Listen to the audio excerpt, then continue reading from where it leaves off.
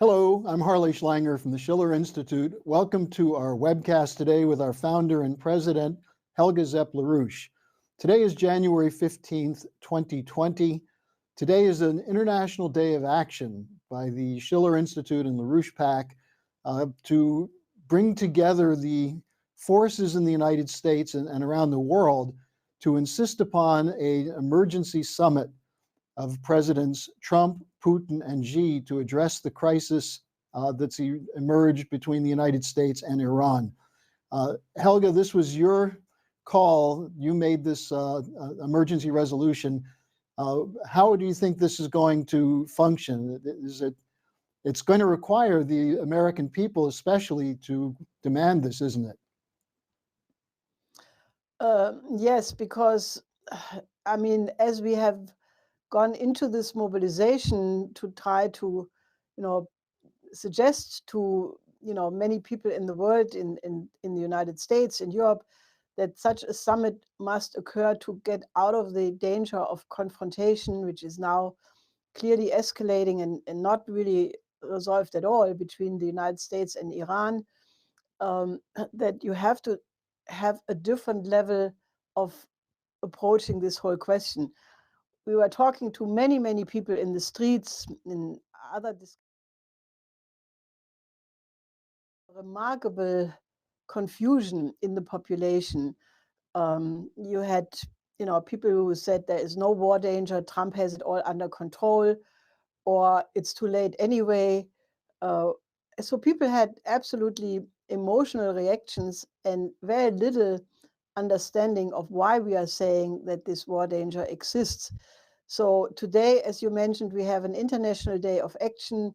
We had friends of the Schiller Institute and associates mobilizing in 5 continents. We were in New York, we were near the Trump Tower, near the nations, in many cities in the United States, but also Stockholm, Copenhagen, Frankfurt, Berlin, Paris, and even in Australia. So Latin America, Peru, that's Lima. So we tried to put the same focus on the agenda in 5 continents around the globe, trying to intersect with many political forces around the world with the idea to create a chorus of people demanding that we were on the verge of World War III, and that is not an exaggeration at all. And we absolutely must change the agenda because, if you leave things as they are right now, the danger that things could go out of control completely is imminent. This was, by the way, not only our view. Today, Putin made the State of the Nation address, and there he basically picked up on the same line, saying that, if you look at the developments in the recent weeks in Southwest Asia and Northern Africa, clearly referring to Libya, that we were in a situation where a regional conflict very clearly could become something affecting the whole global security situation. And he said it's absolutely high time that the 5 permanent members of the UN Security Council start to really establish a new order which makes these dangers impossible, and start to discuss the principles on which such a new order has to be built. Now, I don't disagree with that. I mean, if you have a 5 permanent UN Security Council member meeting, the important thing is you have the 3 most powerful nations sitting already on a table, namely the United States, Russia, and China. You have then 2 others, France and Great Britain, which I understand Putin's position that he would make a suggestion like that. I think, given the fact that Macron in the recent period has made several statements and taken action to make the point that no solution can be found without Russia, I think France could even play a positive or at least neutral role. The big question actually is what would the British role, but having three of the most powerful nations, they would have less opportunities to do their usual kind of destabilization. So I think the important thing about it is that that Putin obviously in the same way sees the danger of this escalation. Lavrov, the foreign minister, suggested Russia to mediate in the relationship between the United States and Iran. And so I think that is all going in the right direction. But I think it's really important that people do not just say, this is my opinion, there is either going to be war or Trump has it all under control. I have studied, and I know you have, Harley, we have studied this matter of, how the situation in Iran in particular could be the cockpit for a global nuclear escalation. And this is not something we are saying on the top of our tongue, just saying it like that. But there are certain principles, because the target of, if you target Iran, it is really Russia and China. And anybody who has studied the history of the region and looked at the question of geopolitics going way back to the inventors of geopolitics, Haushofer, Mackinder, Milner, before that, you know that it's not Iran what is at stake, but it is really Russia and also nowadays China. So I would urge people, not to be opinionated about this. Study military history, study what we have published in many articles about it in the past, study why even the use of only one nuclear weapon has immediately the danger of an uncontrollable global nuclear war. And, take it serious, because it is. Well, you mentioned that there are some people who think that this kind of statement from you is an overreaction, but I think we're actually getting some very interesting reflections of people who are saying something very close to what you are. For example, Willy Wimmer, the former official in the German Defense Ministry for many years, even Ischinger of the Munich Security Conference issued a strong statement talking about why Putin is the one who should be involved in this. This actually is reflecting that there are some people who see what you're saying. Yes, I think that Willy Wimmer put out a new statement today, which, on the day of Putin's address to the nation, where he said that with the assassination of Soleimani, we were on the verge of a global war, and that it is completely appropriate to talk about the danger of an imminent third world war. Now, I really think it's important, because we are not saying this to scare people or to, just, create panic. But unless you realize that that danger exists, and I think also the fact that Angela Merkel went to Moscow with Foreign Minister Maas, and then very quickly, obviously not all of a sudden, but relatively quickly, they have now organized a conference on the Libya situation this coming Sunday in Berlin, where Merkel has invited both Trump and Putin. Now, there so far is no confirmation that either one of them is coming. From the US, it's only Pompeo and O'Brien. But I think this also reflects a recognition that you have to bring people to the negotiation table. Now, concerning the Libya issue as such, the military leader Haftar has not signed the agreement, which he could have signed, but it's not ruled out yet. He will attend the Berlin conference. But I think there is a general recognition among older people who have the experience of World War in Europe, for sure. I think in the United States, it's different for the very reason that the United States has not been involved in any international war which would have affected American soil. The United States obviously was involved in many foreign wars, but they never had the experience of having a war on American territory. And that is very different in Europe. where, especially Germany, I think there is a deep, deep, I would almost say genetic memory in the German population, at least the older ones, who know what are the horrors of World War. And I think that therefore this whole push by Annegret Kramp-Karrenbauer, the German defense minister, to push now, German troops in Iraq, German troops in Africa, German Navy in South China Sea. This goes very much against the experience of Germany in two world wars. The French and the British have a slightly different attitude because of their colonial history. But I think that there are many people who really understand that this is a very grave situation. And Wolfgang Ischinger, of all people, he's the head of the Munich Security Conference.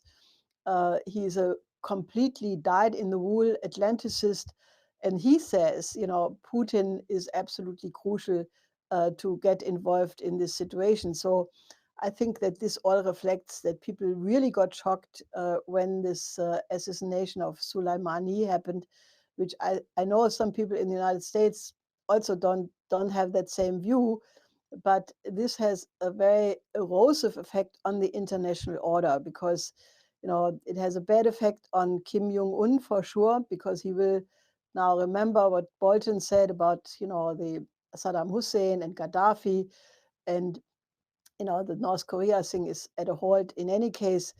But it also has a bad effect on what should young people around the world think, if you can simply do these kinds of things. I'm not blaming Trump, because Trump is in a complete difficult situation, because he's surrounded by the same people he had attacked not very long ago as the military-industrial complex.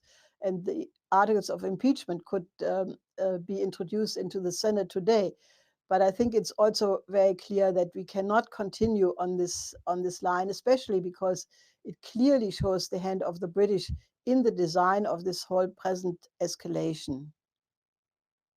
Well, and one of the obvious points is that President Putin is very active at this moment. You see him with the Libya situation. You see him, he intervened in Syria. He was just in Syria recently to meet with Assad. He's intervening in Ukraine with Zelensky, and also now offering to mediate in Iran. One of the major points in the attack on Trump was to keep him from working with Putin, which brings me to this question that you raised about the British role. The British were caught in the act of stirring up some of the regime change sentiments in Iran, and the Iranian Foreign Ministry called them on that. What was that about, Helga, the British ambassador in Tehran? Well, before I say something about that, let me just add that Putin, in his speech of today, also said that Russia would open all historic archives concerning the Second World War, because it was extremely important to reestablish truth and facts instead of the lies going around the globe on these issues, which brings me to remind people that President Trump could also release all documents because the role of the British in Russiagate, in the whole Christopher Steele affair, I mean, there is the weapon of releasing documents, and I think that is absolutely crucial. Now, the Iranian foreign ministry completely attacked the role of the British ambassador in Tehran, who apparently even started the demonstrations against the Rouhani government. Now, as you remember, there were hundreds of thousands of people in the streets in Tehran and other Iranian cities after the assassination of Soleimani. But then when the Iranian aircraft was shot by mistake, as it now looks, and that's what the Iranians have vowed to totally investigate, then you had students in Tehran and many other cities in an anti-government, pro-American stance, which apparently was led or triggered or at least manipulated by the British ambassador.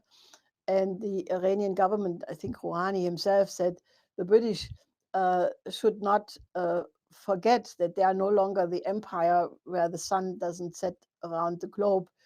And they basically threatened retaliation if this would not stop. Now, I think this is very important because, if you look at it at the surface, naturally it is Trump, it's Pompeo, it's the U.S. government who's in this showdown with Iran. But it goes back, way back to, we had talked about this already last time, but I want to repeat it. It goes back to the doctrine of geopolitics, of absolutely preventing the countries of the so-called Eurasian landmass to cooperate economically. It goes back to the great game of the 19th century against Russia. It goes back to the Bernard Lewis doctrine, the Samuel Huntington Clash of Civilization, Brzezinski playing the Islamic card. There is a long historical tradition of trying to manipulate this region. The Sykes-Picot Agreement after World War I was set up to create the conditions for future manipulation. So you have to take all of that into account to then see how this recent escalation was set up. I mentioned it in my statement from January 3rd, that the whole setup was prepared when Bolton in April of 2019 put the entire Revolutionary Guard, that is the Iranian army, on the terror list. Because according to that logic, then any kind of attack would be sufficient to make such strikes. They have a long drone list anyway. So then Trump, basically after the Iranians shot down the drone, I think it was in June in the Strait of Hormuz, Trump said, who knows what egged him on or what was the environment, he said, if one more American is killed, then basically, he would consider strikes against Iran. Now, that is a difficult and dangerous thing to say for any state leader. You remember this was Obama saying, this red line concerning Syria, which almost led to an attack on Syria by the United States in 2013. And we now know through the cables which were leaked that the British ambassador at that time in Washington, Sir Kim Darroch, he wrote in cables back to London that it just takes an attack on one more American, and then there will be war or strikes against Iran. He also, in the same cables, wrote that it was his job as British ambassador in Washington to flood the zone, meaning that they should influence all the people Trump is talking to. That Trump would have a habit of telephoning in the evening to people in Washington and elsewhere to try to find out what their thinking was. And this Darroch basically said, we have to control this entire environment. We have to whisper into Trump's ears so that we create a completely controlled environment. And that was the setting. And then if you look how even after Bolton is out, Pompeo is essentially continuing exactly the role Bolton had before. And if you look at his speech he gave in Stanford University, it is an incredibly blood-curdling speech, which clearly is not the same intention of Trump. But people should watch this Pompeo speech in Stanford to get a sense of what is the environment Trump is in. I think one of the important things in Darroch's cables was a reaction when Trump stopped the attack against Iran when the U.S. drone was shot down.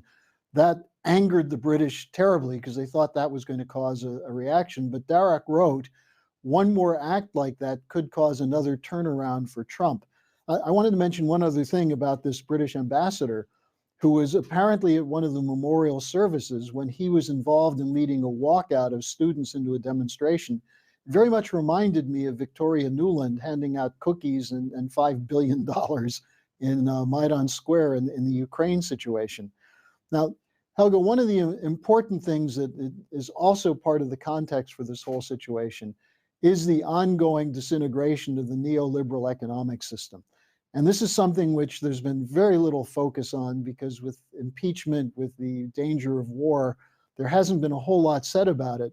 But you've been following this thing very closely. What's the latest with the helicopter money and the insane effort to try and keep the system going? Well, I think we are clearly approaching the helicopter money phase of this meltdown of the system. Yesterday alone, the Federal Reserve pumped in another 82 billion repo money. And, that is now reported that this will go on probably until mid-February, the least, but it may go on until summer. So Jim Rogers, who is the co-founder of the Quantum Fund, together with Soros, he's now separated from Soros, but he said, that the debt after 2008 has skyrocketed everywhere, and that he foresees a horrible end, that that the central banks will keep pumping money up to the point where many investors will say, look, we don't want this anymore, and then will be a big crisis, and they will pump even more money, and then it will come to a horrible end. And he said this will be the worst thing I have ever experienced in my whole life. Now, take it for what it is. It's a opinion of somebody who is part of this same system. But I think it is useful, to remind people that we absolutely need the four principles suggested by my late husband, Glass-Steagall globally, immediately. You need a national bank in every country. You need an international credit system, a new Bretton Woods system. And, if there is such a UN Security Council meeting, it's either that body or the G20 or some, a combination thereof. But, since they will not do it, this is why we push the summit of Xi Jinping, Putin, and Trump as an absolute urgent intervention to bring the world in order, not only on the question of the war danger, but also, to say this system is about to blow. We have to have this package proposed by Lyndon LaRouche. And, one immediate situation is Argentina. Yesterday, the largest region of Argentina, of Buenos Aires, basically, or on January 6th, this happened already, they could not pay 250 million. The federal government in Argentina said they couldn't bail out that region either. And there's more money coming due. And if this turns out and develops into a complete debt crisis, you will have the debt derivative problem, the swaps, and this could be a trigger for a collapse of the system. And there are many other such triggers. So it all underlines the absolute urgent need to really go for a reform, a reorganization of this entire financial system before it is too late. I think it's important also that if you look at the fourth of LaRouche's four laws, the science driver side of it, it's a perfect opportunity for the United States to work with China with the Belt and Road Initiative, with space cooperation, and also with what you've called for in terms of dealing with Southwest Asia, these new platforms of infrastructure.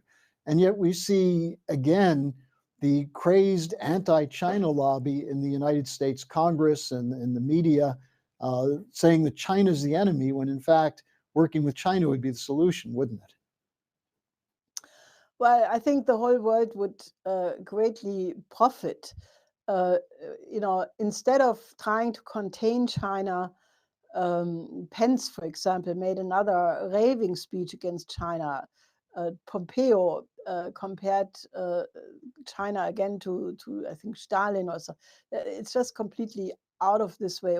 If you look really what China is doing, naturally they are growing. Their economy is doing better than the economies of many other countries. But why? Because they continue to put emphasis on innovation.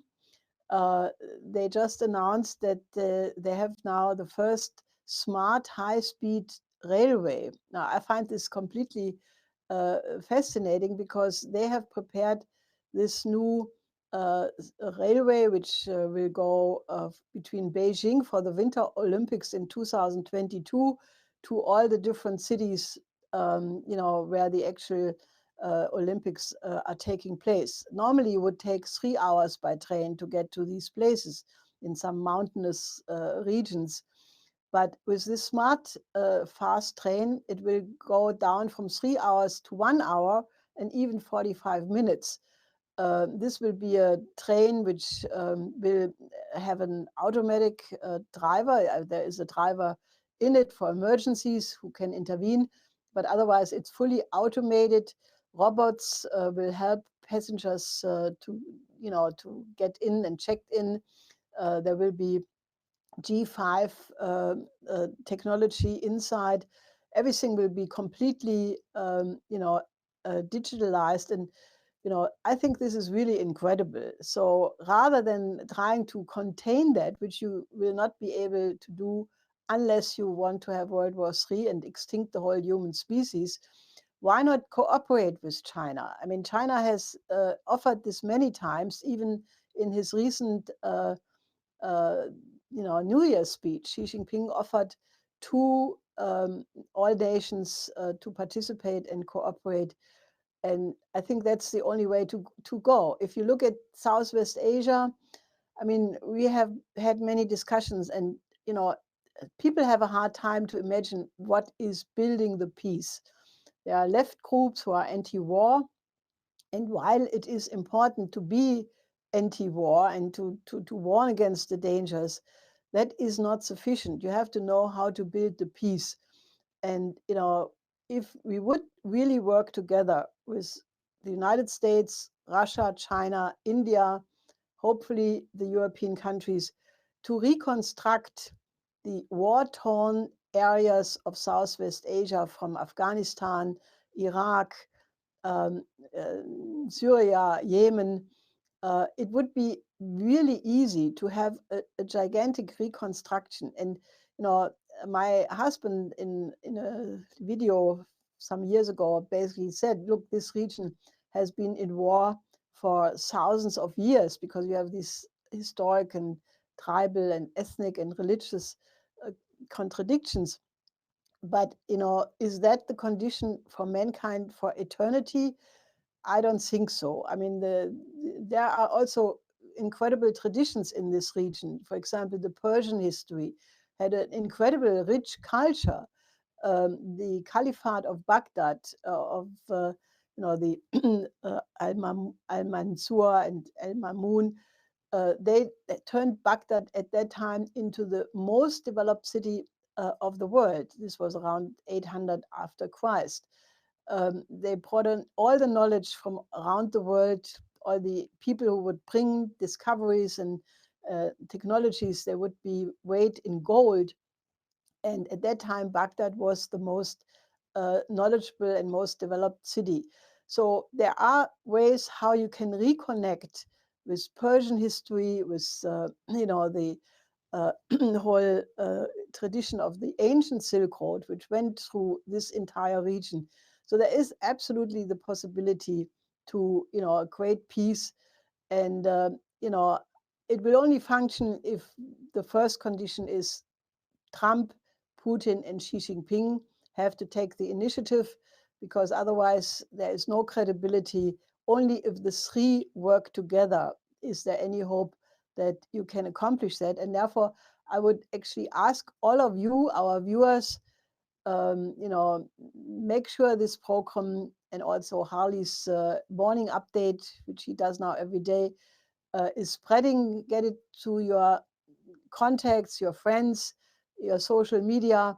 Help us to make this mobilization, because while we have the action day today, we are not stopping that, because you have a tremendous social ferment.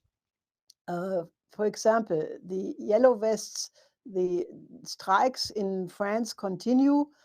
There will be on Thursday, that's tomorrow, after 3 days of strike, there will be huge demonstrations in France. We will intersect them. We will bring in this whole perspective of the summits of the 3 presidents. There will be many demonstrations in Germany, the German farmers, other groupings.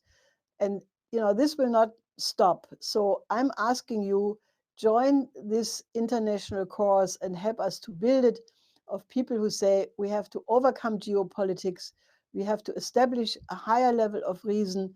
And that is very, very urgent, because nobody knows if the next time you have some incident that the whole thing can be stopped. We were absolutely close to World War III. And we are not out of the danger zone at all. So join our efforts.